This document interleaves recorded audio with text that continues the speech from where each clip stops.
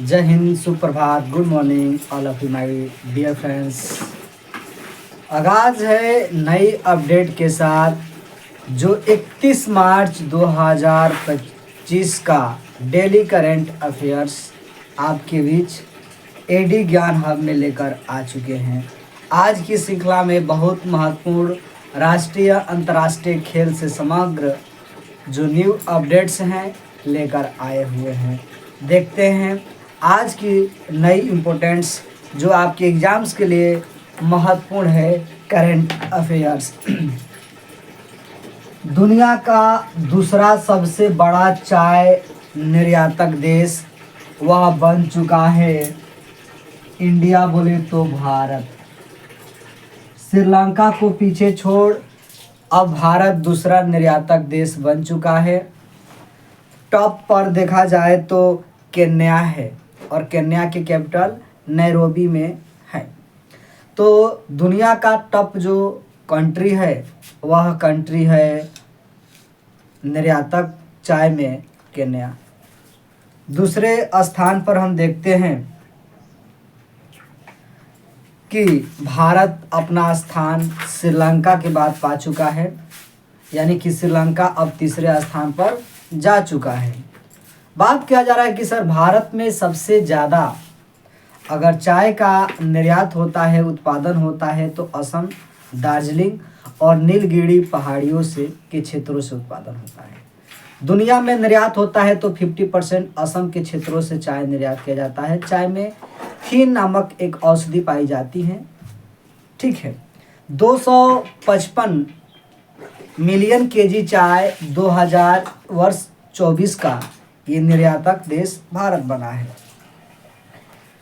ग्रामीण विकास मंत्रालय के द्वारा किसने भारत में ग्रामीण महिलाओं युवाओं को सशक्त बनाने के लिए समझौता किया है? जो ग्रामीण विकास मंत्रालय है किसके साथ एमओयू का किया है, ये बहुत इम्पोर्टेंट है और वह देश है, वह संगठन है यूनिसेफ।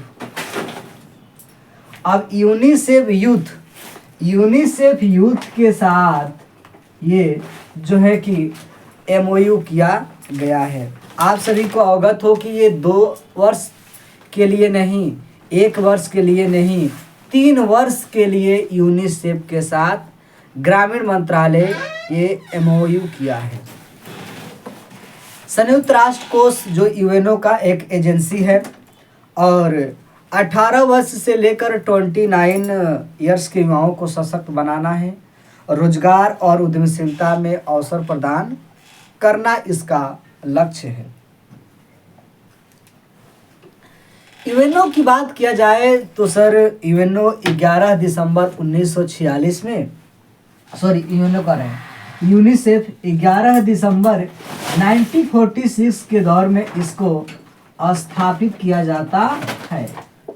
1945 के दशक में यूएनओ की स्थापना होती है और 46 में यूनिसेफ की स्थापना किया जाता है। इसका टारगेट वह लक्ष्य की बात करते हैं, बच्चों को मानवीय सहायता प्रदान करना इसका लक्ष्य बन जाता है। नेक्स्ट सवाल है, हाल ही में सहकार टैक्सी सेवा शुरू किया गया है किसके द्वारा? तो एक लाइन में आंसर बनता है कि सर यह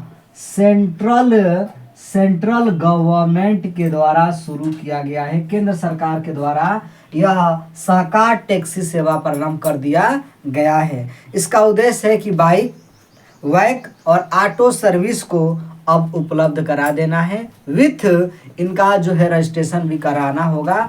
जो है कि 3 पहिए और 4 पहियों को अब रजिस्ट्रेशन करना पड़ेगा।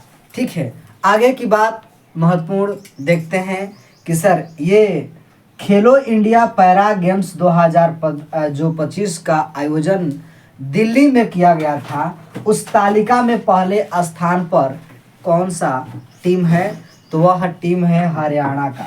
वह टीम है शीर्ष रैंक फर्स्ट पर, एच बोले तो हरियाणा का है सर। इन्होंने 104 मेडल जीतकर अपने साथ शीर्ष पर बने हैं। तमिलनाडु सेकंड नंबर पर है। सेकंड नंबर पर 70 जो है कि सेकंड नंबर पर 74 मेडल की जीतने के बाद तमिलनाडु ये 2 स्थान पर है। राजस्थान 64 जीतकर तीसरा स्थान, और महाराष्ट्र भी जो है कि महाराष्ट्र तीसरा स्थान पर उत्तर प्रदेश है, 64 मेडल जीता। चौथे स्थान पर महाराष्ट्र और 5वें स्थान पर राजस्थान 46 मेडल के साथ इस प्रकार से टॉप में है। 1230 कुल पैरा ओलंपिक्स के पैरा जो प्लेयर्स हैं इसमें पार्टिसिपेट किए थे। इसका आयोजन किया गया था नई दिल्ली में।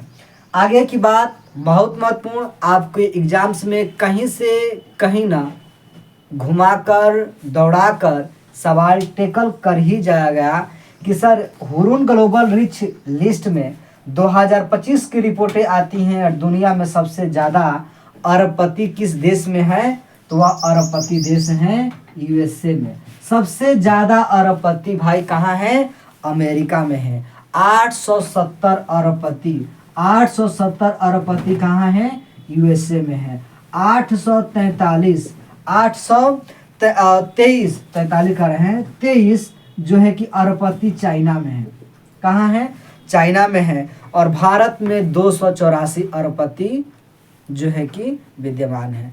टोटल की बात किया जाए तो सर दुनिया में अभी तक के रिपोर्टें बताती हैं कि 3442 लोग अरबपतियों की लिस्ट में सूचीबद्ध है। बात किया जाता है कि सर एशिया कॉन्टिनेंट में हीरो के नाम पर बीजिंग जो है कि 51 रैंक के साथ अपनी जो है कि दबदबा बनाया हुआ है। उसी की एक बीजिंग कहते हैं सॉरी संघाई जो है कि यहाँ पे 92 रैंक बनाया है, 91 बीजिंग और 90 जो है कि रैंक बनाया हुआ है मुंबई। आगे की बात करते हैं कि 34वें सरस्वती सम्मान किसे प्रदान किया गया है। ये आपके एग्जाम्स के लिए बहुत महत्वपूर्ण होगा। आप सब लोगों ने देखा होगा कि किस प्रकार से शिवशंकरी जी को 32वें मिलता है और 33वें प्रभा वर्मा को मिलता है और 34वें किसे मिलता है, तो साधु भद्रेश दास जी को मिलता है। ये साधु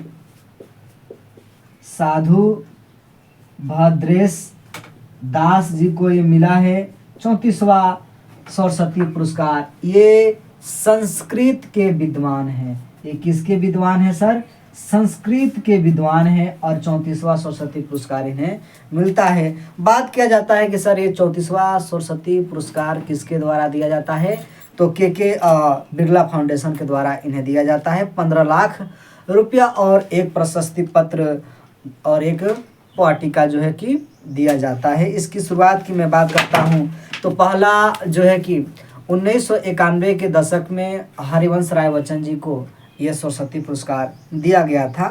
तो ये बात ध्यान रखना होगा। आगे की बात महत्वपूर्ण बन जाती है कि म्यांमार में आए भूकंप के कारण किस देश ने अपने ही देश में नेशनल इमरजेंसी लगा दिया। वह देश का नाम है थाईलैंड। उस देश का नाम क्या है, थाईलैंड। थाईलैंड ने क्या रखा है भाई, इस कंडीशन को देखते हुए अपने देश में नेशनल इमरजेंसी लगा दिया है। बात थाईलैंड की हो रही है सर। थाईलैंड जिसकी कैपिटल बैंकॉक है। और जब 28 मार्च को ये अपडेट आए हुए थे कि म्यांमार के क्षेत्रों में जहाँ पे भूकंप की तीव्रता 7.7 थी और इसमें देखा जाता है कि इसको प्रभावित करते हुए थाईलैंड के भी क्षेत्र कुछ इसके कवर करते हैं। नेक्स्ट बात हम करते हैं कि सर अरुणाचल प्रदेश में आयोजित किए गए त्रिसेवा सैन्य अभ्यास का नाम क्या रखा गया है, तो प्रचंड प्रहार इसका नाम रखा गया है। देखिए वीडियो चलता रहेगा। प्रचंड प्रहार इसका नाम रखा गया है। त्रिसेवा की बात करता है सर, थल सेना, वायुसेना, जल सेना, तीनों सेनाओं के संयुक्त यह सैन्य अभ्यास था। बातें किया जाने लगता है कि सर थल सेना प्रमुख आप लोग जानते होंगे कि जनरल बिपिन कहते हैं, जनरल उपेंद्र द्विवेदी जी हैं। एंड एयर वायु चीफ देखा जाए तो general air chief marshal AP Singh, पविसे में अभिषेक, इनका नाम air chief marshal AP Singh पविसेमे अभिसेम इनका नाम है। और जल सेना प्रमुख आप सभी को अवगत होगा एडमिरल दिनेश कुमार त्रिपाठी हैं। बात किया जा रहा है सर कि L&T कंपनी फाइनेंस ने अपना ब्रांड एम्बेसडर नियुक्त कर लिया है, लेकिन किसे नियुक्त किया है ये बहुत चर्चा की विषय होती है कि सर एक भारतीय क्रिकेटर गेंदबाज जिनका नाम है जसप्रीत बुमराह। तो जसप्रीत बुमराह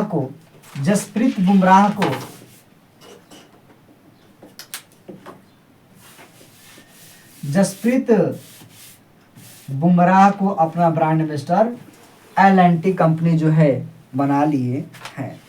अगर बात किया जाए सर कि फेडरल बैंक की पहली ब्रांड एम्बेसडर विद्या बालन बनाई गई थी। आगे बहुत इंपॉर्टेंट क्लास, राजस्थान दिवस कब मनाया जाता है। राजस्थान जो दिवस है वह कब मनाया जाता है। तो 30 मार्च को अवगत होगा कि 30 मार्च को 1949 ईस्वी में इसकी स्थापना किया जाता है। 1949 में इसकी स्थापना किया जाता है और यह 76वां अपना स्थापना दिवस राजस्थान भजनलाल शर्मा जी के लीडरशिप में मनाया जा रहा है। राजस्थान आज़ादी से पहले इसका नाम राजपूताना हुआ करता था। आगे की गतिविधियों पर फोकस करते हैं तो देखते हैं फिर कि सर वैश्विक पर्यटन लचीलापन दिवस मनाया जाता है, लेकिन कब मनाया जाता है। तो आंसर बनकर आता है कि 7 फरवरी को इसकी जो है कि वैश्विक पटल जो पर्यटन होते हैं विश्व से जो टूरिस्ट आते हैं उनको लचीलापन दिवस, उन्हें जो है कि कहीं भी रहने खाने पीने और विजिट करने की कोई समस्या ना हो उसके लिए यह दिवस मनाया जाता है। और यह 2023 से इसकी शुरुआत होती है।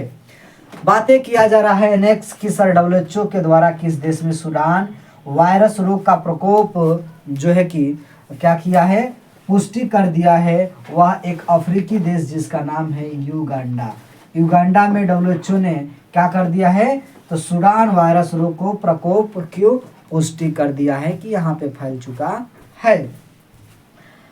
नेक्स्ट सवाल है कि प्लेटफॉर्म मित्र किसके द्वारा लॉन्च किया गया है।